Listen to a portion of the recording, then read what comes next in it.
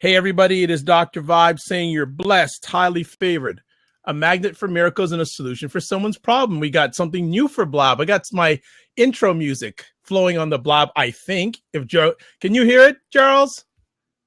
No, I can't hear the intro. Okay, I thought I did. Oh, it's a disappointment. All right, it's okay. No problem. Well, as always, I'd like to say again, you're blessed and highly favored. You're a magnet for miracles and a solution for someone's problem. I'm not going to even get talking too much about me today. It's never about me. It's about all of you. But we have a special guest, Dr. Charles Corprew the third. He didn't put in it. It's not there, but he is the third. And I've been blessed to meet this young gentleman a little while back. He had written an article at the Good Men Project, a platform that I do a lot of stuff for, and he does stuff for. And I love his passion. I love his thought process, but most important, I love his heart. And the most important thing for me is, how's your heart? And that's what's key. And I love this man's heart. And he's coming on the show today to chat about a really important discussion about men's road from hypermasculinity to healthy masculinity. So give a little background about yourself, Charles, and then we'll get right into the discussion. Sure, Doc. So as we talked before, I am a proud graduate of Green Run High School in Virginia Beach, Virginia, class of 1989. So I always give a shout out to my high school. Probably one of the most important and formative years of my life being there. I grew up in Virginia Beach, Virginia, spent the first 35 years of my life there, went to James Madison University where I got a Bachelor of Arts degree in history. After college, I moved back home and obtained a master's degree in education and began my teaching career in Virginia Beach Public Schools. And so I spent 10 years there, probably one of the best experiences of my life, teaching young African-American males and kids of all colors and ages, American history and psychology. And it would be my experiences mentoring our young brothers that really pushed me to go back to school, Doc, and get my PhD from Tulane University, where I have a PhD in psychological science. And after that, I got into the professoriate and was a professor at Loyola University for 5 years, which I enjoyed. I continued my research on hypermasculinity, African-American males, in education, as well as hypermasculinity and its impact on women and sexual assault. So earlier this year, I decided to become more of an applied psychologist. I decided to form my own consulting firm. It's called What's Your Revolution? That has kind of been my mantra, Doc, asking the world and asking people, what's your revolution? And how does your revolution impact the rest of the world? And so this consulting firm basically is an educational and nonprofit firm that goes around and works with specific entities, government agencies, school systems, nonprofits on trying to provide the best avenues for children and families, African-American men and boys, for them to have more resilient outcomes, to basically help these organizations provide programming, evaluation, training that will impact their lives. Wonderful. So that's where I am right now, Doc. That is really good stuff. Let me ask, why this discussion at this time?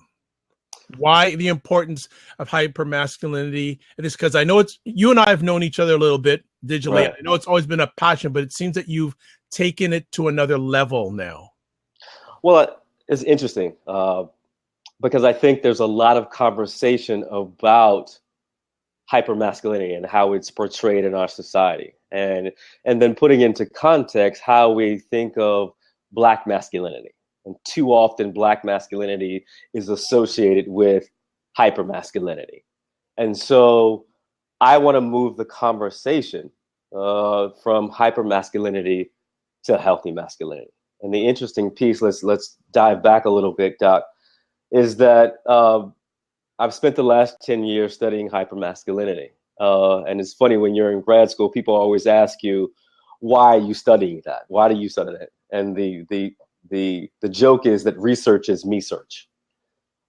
So for me, it has been an internal search of my own masculinity and seeing bits and pieces. Let's not even say bits and pieces, large pieces of hypermasculinity within myself, and how I have been trying to move myself over this period of time, this introspection from a hypermasculine ideology to a more healthy masculine perspective in my own life, so that I can have more of an impact on myself as well as the people in the communities that I work with.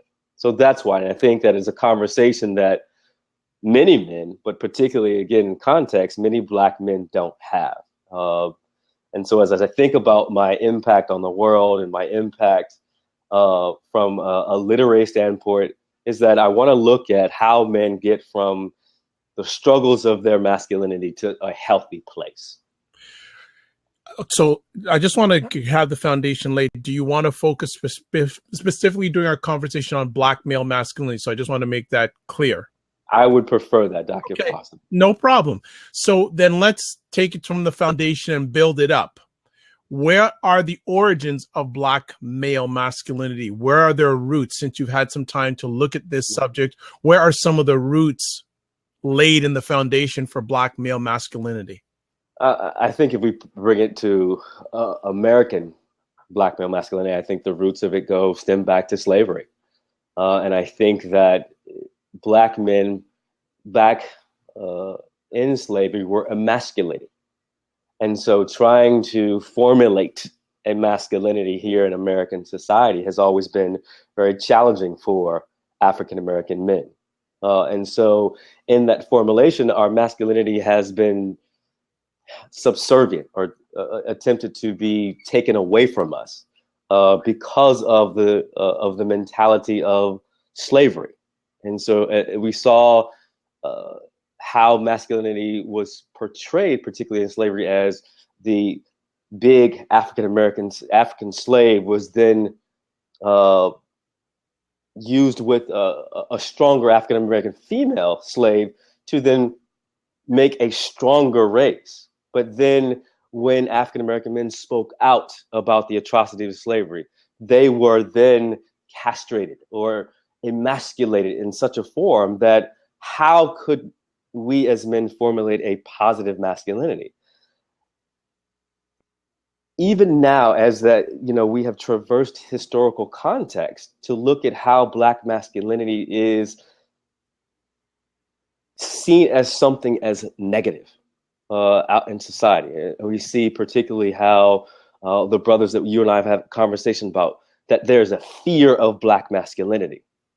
And because of that, Black men have had to try to find a way to comport themselves that sometimes is challenging. I think that's the best thing that I want to say. And so I want to begin to have this conversation. This is a conversation that is probably happening in many places around the country. But to have it here with you, as men think about how do we move away from this hypermasculine persona that we've had to portray because it is a mask, we've had to protect ourselves, into something that is more healthy, where we are out in the community and people are seeing a vast array of Black men and their masculinities.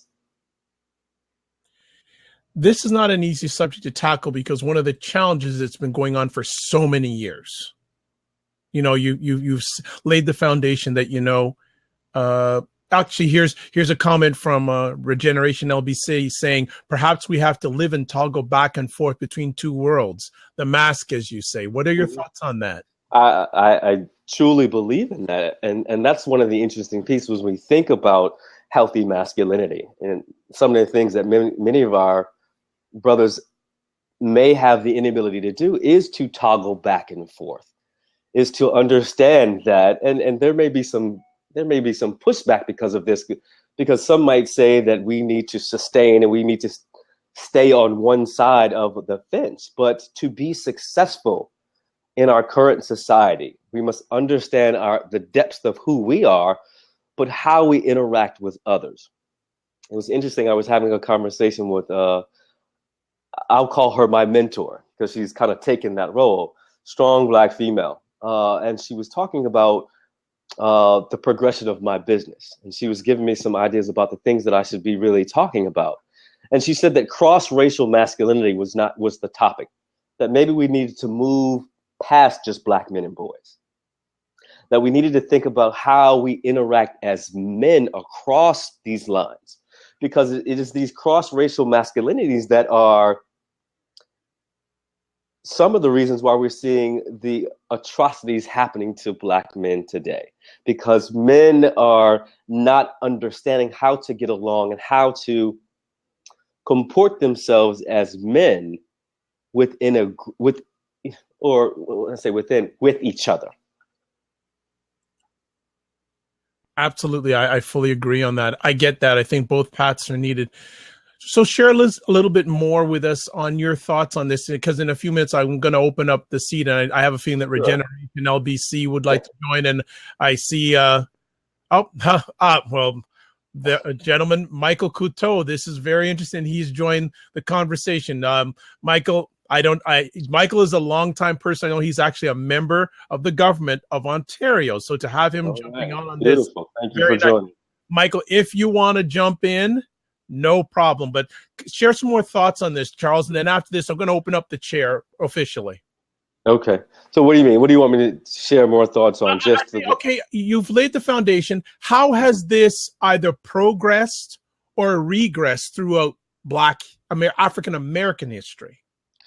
I think what we've seen, and this is just again the opinion of my opinion. I think that what we saw in periods of adversity, where we saw the civil rights movement, and we saw the strength of the Black Panthers, we saw the strength of men, Stokely Carmichael, Martin Luther King, Malcolm X. We saw these strong Black men come out and stand for specific ideals, specific philosophies, and lead people. But I think that after the civil rights movement, we saw, again, in my perspective, we've seen a vacuum. We've seen that the possibility that we haven't had someone stand up and show us what leadership looks like, what masculinity looks like. And then all of a sudden in 2008, we see this strong Black figure come and take over the White House. But it's interesting. I love watching President Obama and the way that he carries himself as a man, because to me, it is the picture of healthy masculinity. Because in the face of adversity, in the face of tremendous adversity, in the face of criticism daily, he still has to get up and lead a nation of people that look like him and that don't look like him. And to get up every day and say, you know what, I am the leader of all of us. To not get angry when he's criticized, to not be angry when things don't go his way. It's interesting that popular culture has now indoctrinated swag into its terminology. It is very interesting. I don't know if you've read Steve Stout's book, The Tanning of America. No. Very good book, but it details how African American culture is now becoming a part of mainstream culture, particularly mainstream media. But how we think about, I've heard people of other races talk about swag, and it's very, very interesting. But I love his swag. I love the way that he carries himself, and he shows me, because there are days that this angry Black man that I am, who has these components of hypermasculinity, and I say, you know what would Barack do in this situation? He seems very comfortable in his skin, but he is also the president of the United States, and there have only been 44 people to be president. Right. So I think that what we've seen is that mainstream media, going back to your question, does not show these images of African American men. They show Barack, but then we see all of these negative images of men. I don't even watch the news anymore, Doc, because I don't see positive images of Black masculinity. And it bothers me. It's tremendous. And our young boys see that and they wonder, what are my models to adopt? Because all I see is athletes and rappers and convicts. Yeah. Yeah, exactly. And well, that's one of the reasons why I started this format 9 years ago, because myself living here in Toronto, I didn't see what I thought was a realistic portrayal of Black men in the media. So I just said, you know what? If I'm going to change it, I got to start it myself. Right. I can't rely on anybody else. I got to do my own thing. So as we go on in our conversation, there is a seat open. If someone wants to come on in, you're more than welcome to join the conversation, because I know Charles would love people to share. I see there's some comments on the side here, but I know John, I knew John would be in fly. All right, here we go, John. Hey, John, how you doing? How are you? How are you? Blessed and highly favored. Thank you so much for taking time out of your positive, productive schedule. Man, this is I'm thankful for you, Dr. Vibe, and so thankful for you, Dr. Corprew. I had to jump on even in the middle of or at the end of a workday now, hopefully, in because this this topic is so essential and so necessary for every part of our welfare, mentally, physically, spiritually, and this is so hard yet so necessary, because it's so hard to make that transition from that hypermasculinity, like you say, back to, or forward to, I should say, masculinity. As I was looking at the topic and then I started to hear you speak, Dr. Corprew, I wondered, is there a pictorial or some type of chart that represents the behaviors of hypermasculinity side by side in comparison to what masculinity looks like? Because in my profession in HR, and I'm a leadership coach and a business strategist as well, I work on behaviors and behavior modification, and what does that hyper look like, and then what is normal state or evolutionary state? Charles, before you answer that, I hope you got some time, because that statement alone could take an hour. You know that. Yeah. and John, you better open up your top button. Relax yourself, because we're gonna be on for a while. I got the time, as long as you got the time. So Charles, go for it, man. Man, that's deep. John, that is a deep question, and it is very interesting, because I get asked that question all the time. Because what hypermasculinity looks like on the street is different than what hypermasculinity may look like in your workplace. Right. And it's interesting. One of the last articles that I wrote as a professor was, we looked at a profile analysis of hypermasculinity with college students, and so it was interesting to have this extreme hypermasculinity, the traditional hypermasculine, the traditional masculine, and then the non-hypermasculine. And so let's just talk for a moment about what hypermasculinity is. And so what we found in this paper, and I must give a shout out to my colleagues Jamal Matthews and Avery Mitchell, is that there was these four constructs of hypermasculinity. So extreme anti-femininity, devaluation of emotion, dominance and aggression, and these callous sexual attitudes towards women. And so what that profile might look like, John, in the workplace maybe is going to be totally different than that profile on the street. Right. And so you may have someone in the workplace who may have these high-end callous sexual attitudes towards women, high-end devaluation of emotion, but not have that extreme anti-feminism. Right. And so those outcomes may look different than a person on the street that may be high in all of those outcomes. You may see sexual assault, hostile attitudes towards women, anti-gay attitudes, hostility towards other men, extreme competition in that larger extreme group. Yeah. But the interesting that we also found that there's a portion of the male population that doesn't adopt those hypermasculine attitudes.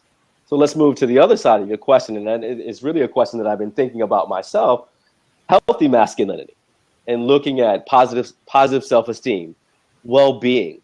One of the issues, let's not call it the issues, one of the conversations that I'm having with, and I'm 44 years old, is with other African-American men, is about the issues that we're facing mentally and physically as we age.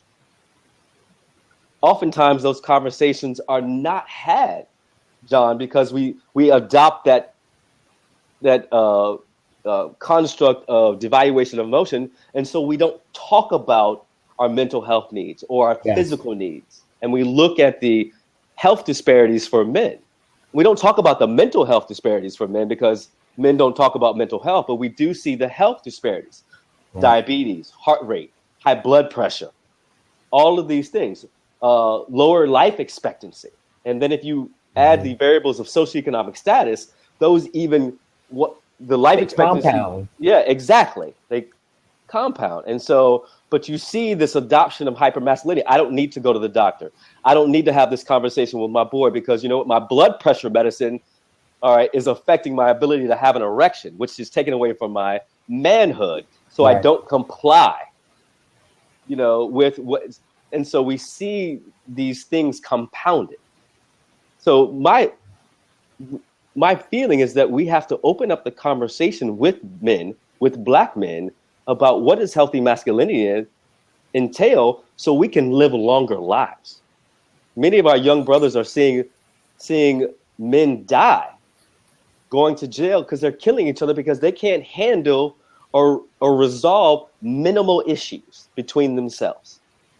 I will adopt this dominant aggression persona because I don't want you to disrespect me. And my mantra is, I don't want to be the sheep amongst the wolves. Right. That's you said a whole mouthful, and I'm sorry. I'm sorry. Don't be sorry.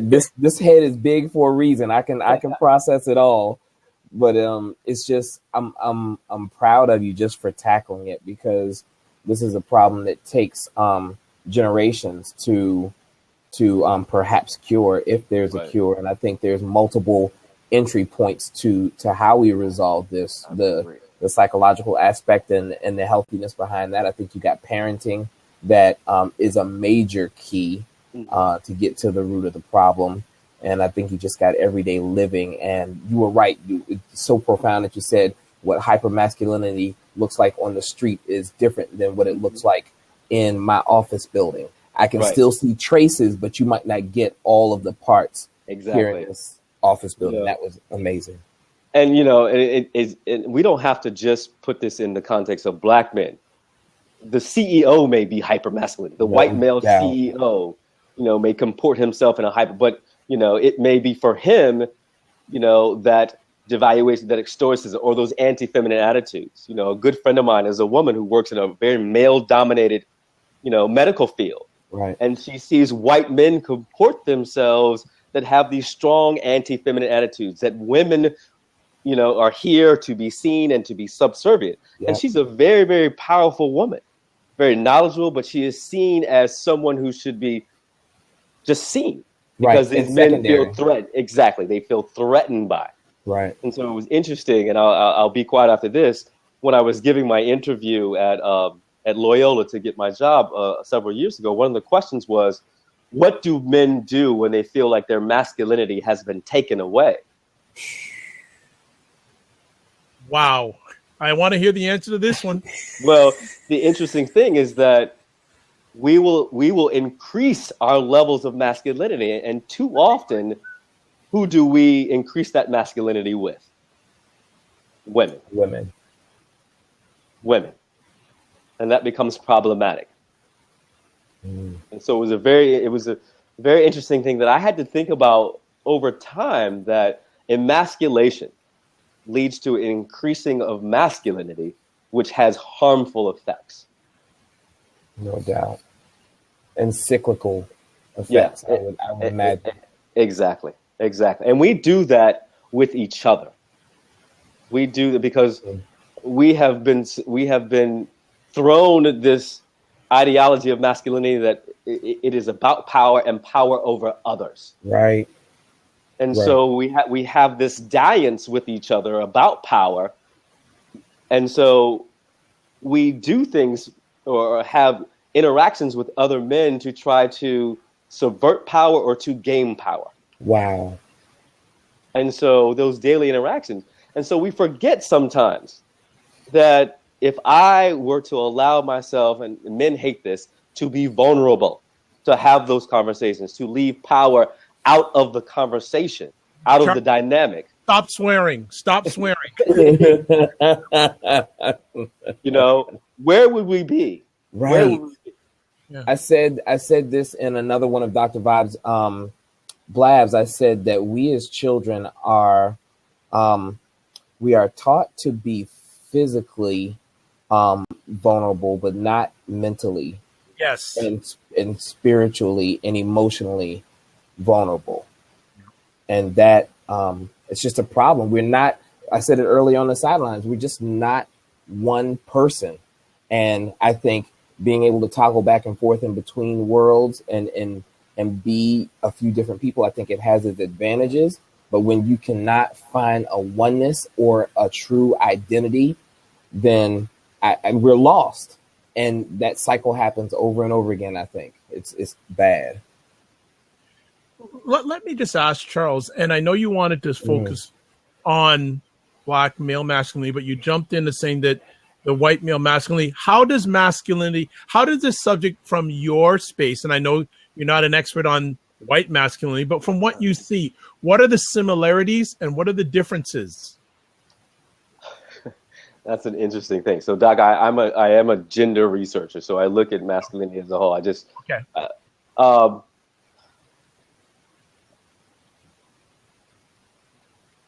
I don't really like to talk about differences. Okay.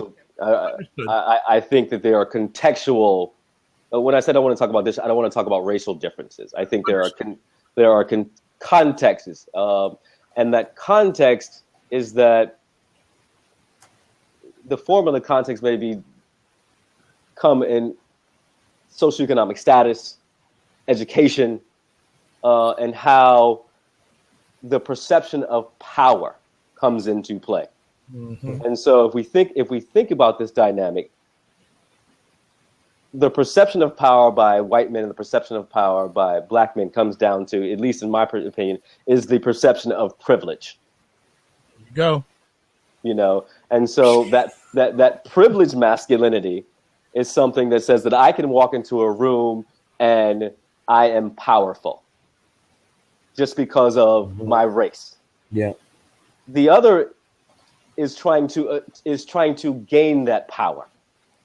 And so what does that look like in an attempt to gain power and privilege? And so we think about this from the term is hegemony, or hegemonic masculinity. Mm. And so hegemonic masculinity is the power structure. You are in a position of power, and those who do not have hegemonic power are the ones that are attempting to gain that power. And so it looks a little bit different based on the context, Doc. I hope that answers.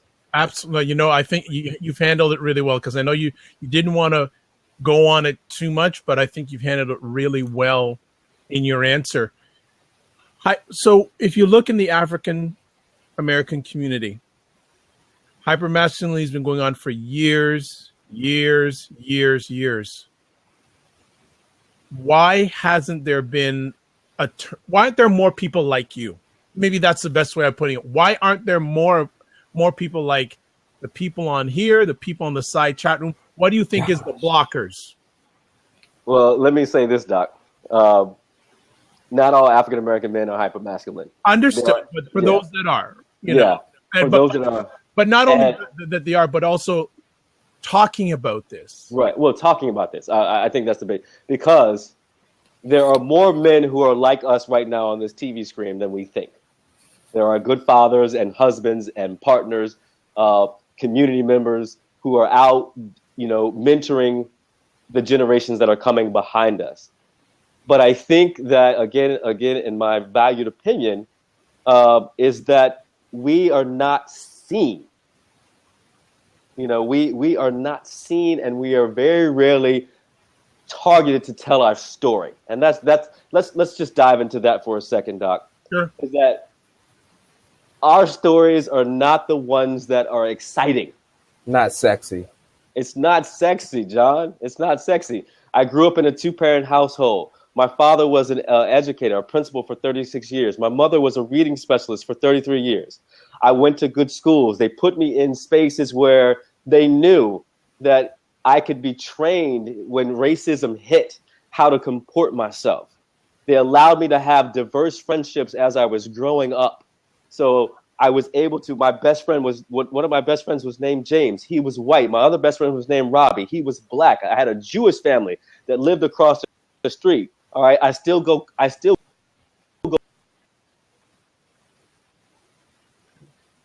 Okay, He froze. he froze. No problem.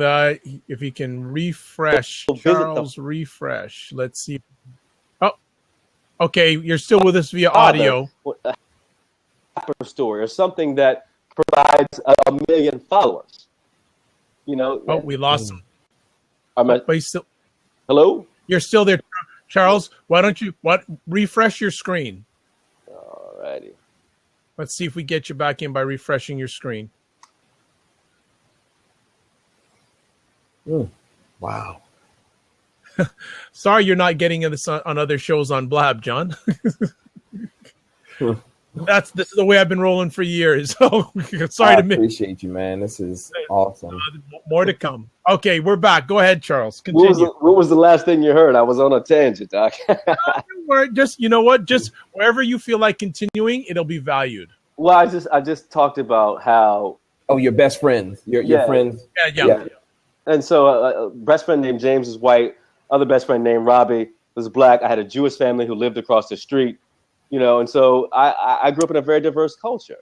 And I'm a former professor. I own my own business. But our stories aren't sexy. What I see on the nightly news is the brother who shot another brother, or the brother who did the armed robbery. You know, and the mentoring program who has a tremendous impact on the community gets 30 seconds. Our stories are not heard. And as well, John and Doc, we don't tell each other our stories. That's why I have this platform. Yeah, we don't tell each other our stories. You know what? So I haven't. Go ahead, John, please. You just got something through to my deep brain, and the fact that when you said that's all we see on the news, that we know that, but it's almost like there's marketing and branding for hypermasculinity. Like the message is constantly planted in us. Exactly. You think about the Dr. Pepper 10 commercials, the cigarette commercials of the Marlboro Man back in the day. Yes, sir. You know, and how we see masculinity, these traditional masculinity, even hypermasculinity. Look at ads. Look at ads that show men, you know, and women from a subservient perspective. Men standing over women, groups of men standing over one woman. Right. We think that's what we see. You know, we see the Dos Equis guy and his mask, and we love that. Yeah. Don't get me wrong, we love to see that. Yeah. Because it sells. That's what sells. You think about the Old Spice commercials now, and the competition between the brothers. Terry Crews. Yeah, exactly. That's what sells. You know, if we're up there, the three of us are up there, we're not selling Old Spice. No. You know, no, go ahead. I'm sorry. But an interesting thing about Terry Crews, and I love him, and there's another brother I'll talk about, is that he supports this notion of healthy Black masculinity. Yeah. He talks about being vulnerable. He talks about what it means to be a father and a husband. He talks about how you should be interacting in the community and supporting yourself with self-care. What's the brothers, the receiver? I have tremendous respect for Brandon Marshall, receiver for the Jets. What I've seen, and I don't know that I've never talked to the brother, but what I've seen from him is that when there are critical conversations about masculinity, he comes out and says the things that people don't say. Yeah. When Michael Sam's came out last year, become the first open, Brandon Marshall made a point to say, you know what, our league is going to move forward. Why do we need to have this conversation anyway? When other players around the league were disowning Michael Sam's, that we don't need this, that was revolutionary to me what Brandon Marshall did. He came out and said, look, you know, we're going to accept this, brother. It is what it is. Right. That's revolutionary. We need more people talking like that. People of significance who have a platform like Terry Crews and like Brandon Marshall to say these things about what healthy masculinity is and what healthy Black masculinity is. And we need to couple that with the celebrities that have a voice. We need conversations with everyday people all the time. And those are the teachable moments, I believe, that we should be responsible for taking on. Right. And exactly. You made me think about my relationship with my 8-year-old son, and the fact that he won't grow up in a time or see the things that I have seen, and his exposure will be so much more expansive. And, you know, even though he's 8 years old, I still kiss on him. I still hug him, and he can still come up and give me a hug. And he has seen me cry, and I say it's okay to cry. And this is also how you address when you're angry and you're sad situations. Like, it's constant teaching and constant balancing of who he is to be. And I, you know, to your point, I don't know how many of us are equipped for those teachable moments. Well, there you go, right there. You're making a point about equipping. It's such a key thing. Equipping, how, you know, equipping teaching moments. How are you equipped to filter the noise that you deal with every day? We're not. Filtering is so important. Where it's always interesting to see when someone does something, what did they base their decisions on? What education did they just react on pure emotion without even filtering it through and looking at the repercussions to all those that are involved? Yeah. Doc, can I say something real quick? No, take your time, man. No problem. One of the things that, excuse me, is the sun is setting here. No problem. Turn on some light. It does have to set, you know. It rises in the east and sets in the west. You're good looking good. Go ahead. But John, you said something. How we're equipped as a psychologist, and so I must make a play on is that we need to think about the impact of therapy and on our long-term health. I'm fortunate through the Kellogg Foundation. I have a fellowship with them, a 3-year fellowship, and part of that fellowship is imperative that we go and get self-care as a leader. And they promote. And so I have spent the last year in therapy myself. I love it. Yeah. Talking about my anger, what my triggers are, how do I handle myself when those triggers occur, being vulnerable. And like you said, you know, your son is going to look up and say, how did daddy act? No doubt. Yes. Yep. No doubt. And they're going to say, okay, well, if daddy act like that, that means that it's okay if I act validation. Like that. That's the validation. That's the validation. And so I know potentially down the road, hopefully I will be a father. And I want my son or daughter to see that, hey, my father had adversity, but this is how he handled himself through that. And I needed the therapy. And that, again, going back to what you said, research is research, Doc. So I had to understand who I am as a man and how do I then make the roads to being a more healthy man. And so therapy has been one of the biggest helps for me over the past year. This is, I think you just outlined very eloquently how I do it in coaching, but how important it is for us to take a look in the mirror and to address our issues at the root and to heal and then to get better and better. Like that, it's so imperative because who you are influencing either intentionally or unintentionally, consciously or subconsciously, has to be recognized. I agree. I just think what some men, I'm not saying all men, but they need to invest in themselves. And I don't necessarily mean financially. That and yes is the and as I say a lot, they need to have some intimacy with themselves. And I don't mean sexual, I mean intimacy. They need to do that. John, I'm going to give you a very interesting paradigm here, and I want to see how you react. Okay. I can tell with your nice shiny, you shave, right? Yeah. So have you ever had a moment when you're shaving and your son comes into the bathroom? Absolutely. Absolutely. Isn't it interesting that he's looking at the person he's going to be and you're looking at what you were? all the time. And I recognize that he looks like me as a little boy, almost identical. And he's seeing the habits that he should form, the behaviors that he should take, how I treat my wife, his mother. But I mean, I'm saying that those two on purpose because they're two different roles. And he has recognized that. He's seeing me getting up for work every day or exercising at 5:30 in the morning while he's coming down and playing video games. You know, I am his example, and I need to take that, because if I'm his example, I'm also his friend's example, because he'll duplicate my behavior and show that example to his friends. So I have to get it right. I got to get it right. I got to work on me. That's why it's so important what Dr. Charles is talking about. Yes, because it is. It's almost like a nuclear cloud. Once it hits, it spreads. It spreads. It spreads. Yeah. It spreads to places you don't even know. Like you just said, their friends, etc.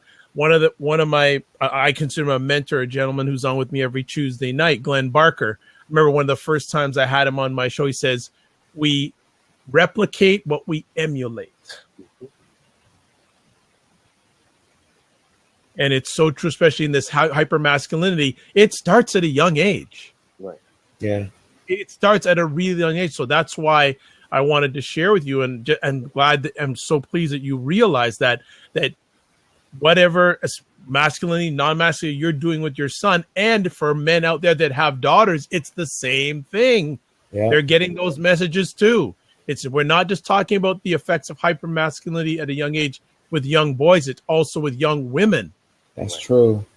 That is true. It's not just a boy thing, it's a girl thing too, because many women get their impression of what a man is from their dad or the male in their life. And sometimes the unfortunate thing, we don't break it.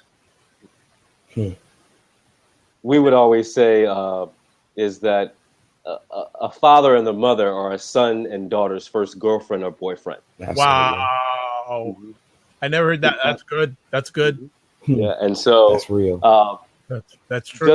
Just a couple notes to what John, you were saying. My father is 86 years old, and so my mother would loves to say that I am just like my father in every way. Right.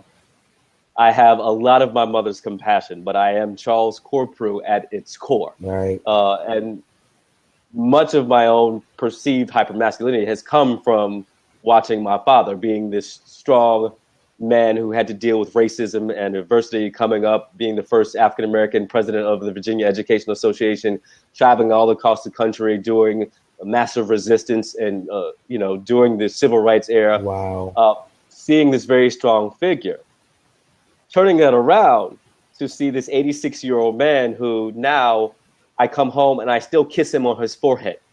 I hug him, and look at this man who has given me life, has given me everything, and I love to see that relationship that we had, because people always ask me, I dress in suits. I'm always, I perceive myself as well dressed. So I'm always, they're like, why are you always dressed like this? Because my father was. Every day when I go out, if I'm speaking, if I'm doing something, sometimes I just put on a suit because I like to be in a suit. Right. Same here. Because that's how my father taught me to be. So the good and bad of that is that I learned how to be a man from my father. Yeah. So we have to think about how our young men are seeing this. Are we out there in the community pushing for images like us to be seen? Are we pushing on social media? Are we doing things that show healthy masculinity, healthy Black masculinity, and kind of moving that wave of hypermasculinity to the side to say, hey, we're here. We're the ones out in the community. Yeah. We're the ones holding this up. We also need help. And so that's where I'm trying to go. No, that's where you're going. Not where you're trying to. That's where you're going. Exactly where you're going. That's where I would just wonder how. I'm such a fan of small business and entrepreneurship and everything. I'm just wondering how I could help further that movement, because I believe in it. My whole thing is I'm built to help manufacture leaders. That's why I coach leaders. Like I'm the leader of leaders. And so I see the applications of your work in the work that I do, both corporately and in my side hustle. So I'm just wondering how I can further the movement and make your movement a movement, and how I can make the brand stronger. Right. I think, you know, as I say, that's a series of conversations that you and I can have to see how we can collaborate, you know, on this. This is my passion right now. This is a part of my literary work where I'm having conversations with men across the country about their road. So what have you struggled with as a man? You know, what are your struggles as a man? Everything. What do you need? And for those men who feel like they've gotten to a point where I have a healthy masculinity, what does healthy masculinity look like for you? Yeah. How do you define that? Yeah. And then how did you get there?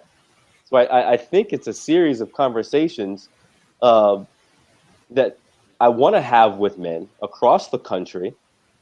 But the key is that how do we get men to have these conversations, to be vulnerable? Older men will have these conversations because they've got nothing to lose. Right.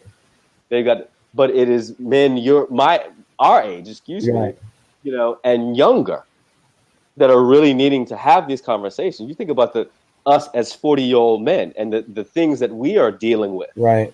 And family or lack thereof of family, job, your mid-career, you know, as you're thinking about maybe a transition, you know, some men may be going through divorce or troubled times in their relationships. Yeah. You know, that's one of the pieces. And Doc and I have scheduled a series of shows, and we would love if you would come back on with us to talk about healthy relationships, you know, well-being, positive leadership, all of these things.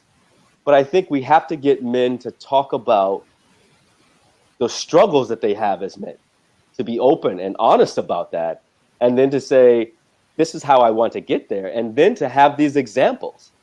We need to have men to say, hey, I've struggled with these things, but this is how I found out how to navigate them, and I'm happy.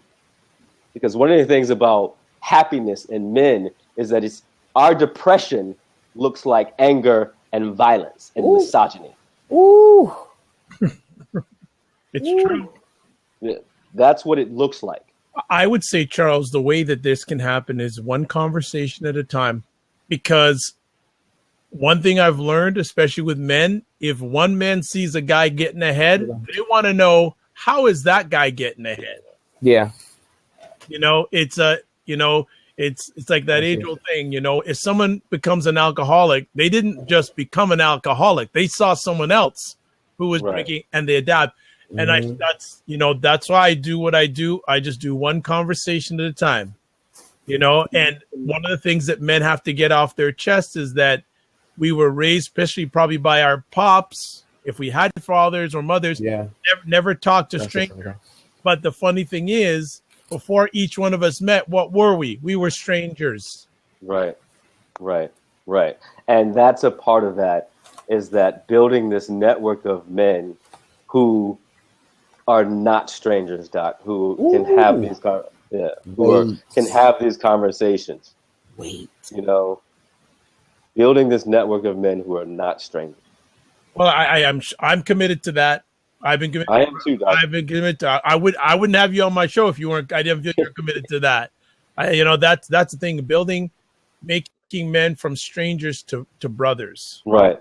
Exactly. I think that we lose sight of that sometimes. I'll give you an example. A good friend of mine, we were having lunch, and we kind of got into a terse conversation. Let's just put it that way. It was a terse conversation. Now, we're good friends. We are really good friends, but we had a terse conversation. But it took another brother who was also one of our good friends to say, hey, this is not how we behave. You all are friends. You all, you know what I'm saying? This, and he was adamant. He's like, look, this is not how we behave. Right. And we need to be able to accept that from one another. Exactly. And we had to look at each other and say, you're right. This is not, why are we even behaving like this? Well, But you know what though? The important thing is that you have to be able to accept that those things happen and educate and teach how to move through them. You can't poo-poo those moments, because the confrontation for the sake of good is good. And we just need to teach each other how to handle those situations, not subdue them, not strike them from us, but move through them. Boom. Exactly. And oftentimes it is understanding what that trigger was. Why did that conversation trigger that terse conversation?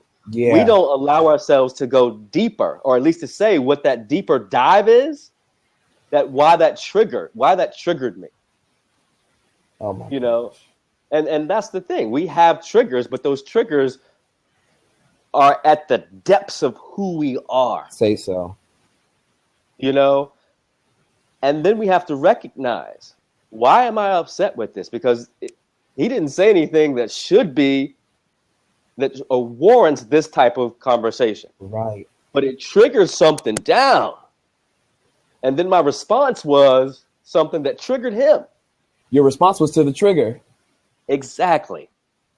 And so we have to understand, that goes back, John, to having the opportunity and the motivation to go and talk to someone to figure out what the depths of your triggers are. No doubt. Too many men that look like us are dying because they have not taken the time to deal with their triggers. Amen. Well, you know what? And you know what's, I'm going to add on that. One of the things that one of my mentors said, there's just, and I always say a lot of times, there's too many men that are screaming and nothing's coming out. You know, and especially in this area of masculinity, we've got to take that energy we're using in hypermasculinity and turn it around. You turn it, for lack of a better word, for masculinity. You know, it would be very interesting. Maybe we need to do a show. What men ... What is your definition of masculinity? You Absolutely. Know, my good friend Wisdom Powell, a professor at Chapel Hill, has had these discussions, and she is a giant in the field when it comes to looking at how men define masculinity. You know, much of her work has been done, you know, and none of us is going to the barbershop anymore. But I know so. yeah, I have my home chair. I have my own chair. Yeah. But many of those conversations are at the Black Country Club, you know, and and that's the interesting piece. I miss going to the barbershop. You and me both.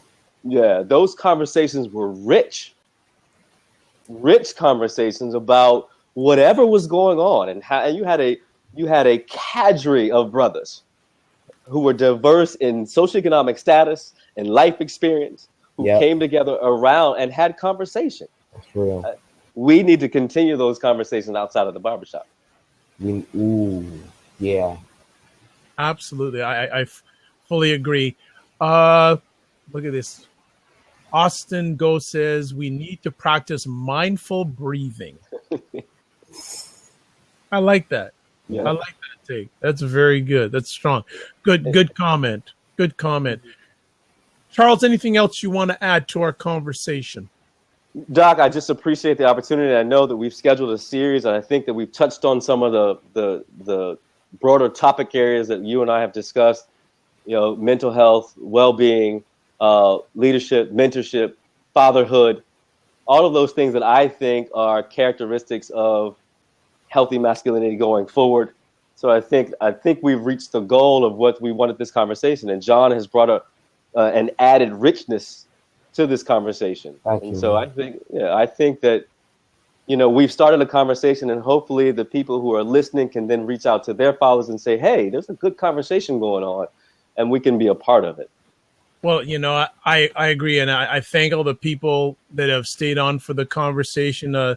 Kevin Scullion from Scotland has been on for most of it, and he's been enjoying it. And we need to expand our mind, not our muscle, and we need balance. But there's a good question. There's a good statement right there. Now, define balance when it comes to masculinity. There's that may be a whole show in itself. That may be a whole That's a whole show in itself. You know, I think the balance, and I'm going to have to think about this a little bit more. It comes to understanding that to me, really, it comes. The balance is looking at what you perceive as masculinity and how it is then exhibited in various contexts.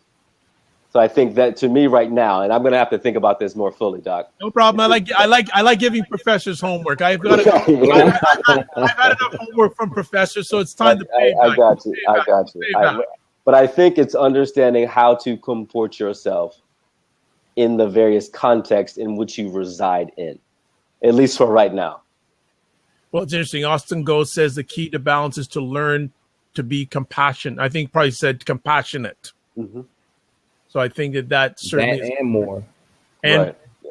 I think we're going to start something called the Men's Masculinity series there, Dr. Charles. All right. I look forward to it. I think you gotta put that on CD or something. And we'll talk. Get it out. Yeah, Charles and I will talk about that. There's certainly room, because what he's sharing, what people like Glenn Barker, Marvin Thompson are sharing, right. And it needs to get out there, because once it gets out there, it's going to just go like wildfire. You know, we need it too. We all need it, men and women, not just men. Men, women, and our younger people, they need to hear it, especially the younger ones, if they can hear it now. Right, exactly. Yeah. Before it gets so embedded that it makes, not to say it can't be turned back, but it's a harder turn back than that. I see John wants to go home because he's got his bag ready. No, I got a business dinner, but I also wanted to say that Dr. Corprew, I think we probably need to catch up on another venue, because I was born in Norfolk, Virginia. All my family's down in Norfolk. Right, Virginia Beach, and I think I'm pretty sure I'm related to some Corprews. We may be cousins, because we can talk offline. Yeah, exactly. Now you said Haynes. Yeah, we probably are. Virginia Beach. Yeah, exactly. Yeah. So the Dr. Vibe Show not only brings men who don't know each other together, but probably relatives together that didn't even know. That's what's up. But aside from family business, I appreciate the knowledge you dropped. I learned so much tonight from both of you, and just appreciate the opportunity to jump on with you. We appreciate you, brother. No problem, James. Please inbox me with your contact information, and we'll get together. All right, John, I'll let you go. Take care, brother. Okay, so Charles, before we sign off, and stay on after we sign off, any final comments, and also how can people get in contact with you?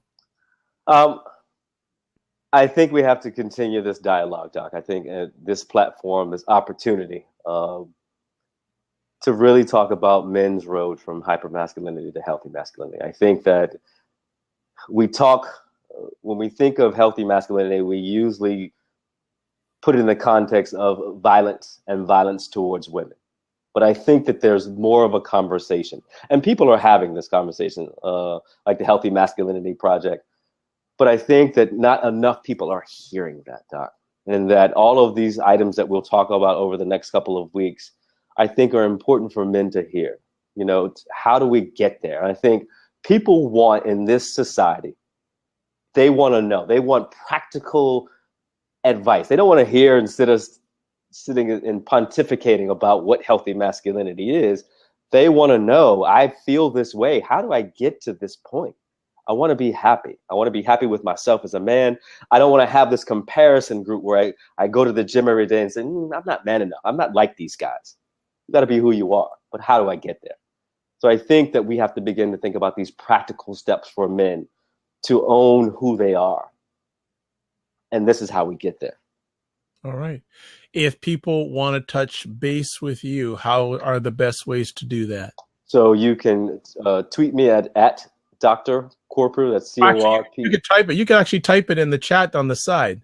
Okay. So at Dr. Corprew, or go into the send a message at the bottom of the chat and just type it in, and then press enter.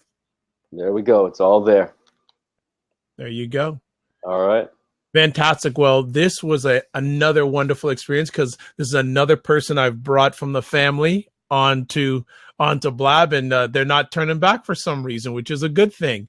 So hey, we're going to be having many more of this. I just thought, I'm just thinking as we're going on through the show today, maybe we'll call this the men's masculinity series, and then we'll look at a different aspect of masculinity each time we come on board. Right. And I think that'll work out well. I am Dr. Vibe. I'm host and producer of the Dr. Vibe Show. You can catch me at the drvibeshow.com, the drvibeshow.com. And this is the first blab I did that was simulcast at the same time on my website. So there you go. Another first with the doc.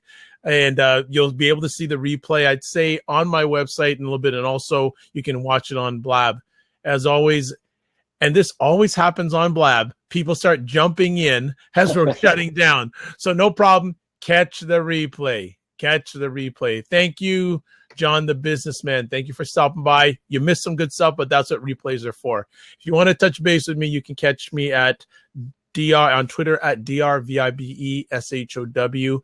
Also, I'm now a certified men's empowerment coach. So if you want to touch base with me and get some empowerment in your life so you can make better decisions and reach your goals, you can certainly touch base with me there also. And also the goodmenproject.com. I host the goodmenprojectshow.com, and also Dr. Charles does some contributions there also.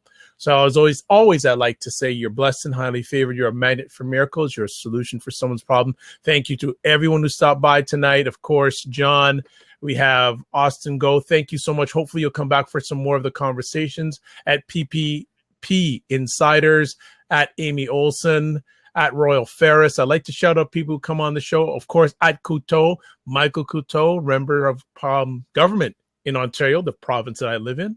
So we're just going to let it go there, and we'll say, catch you soon.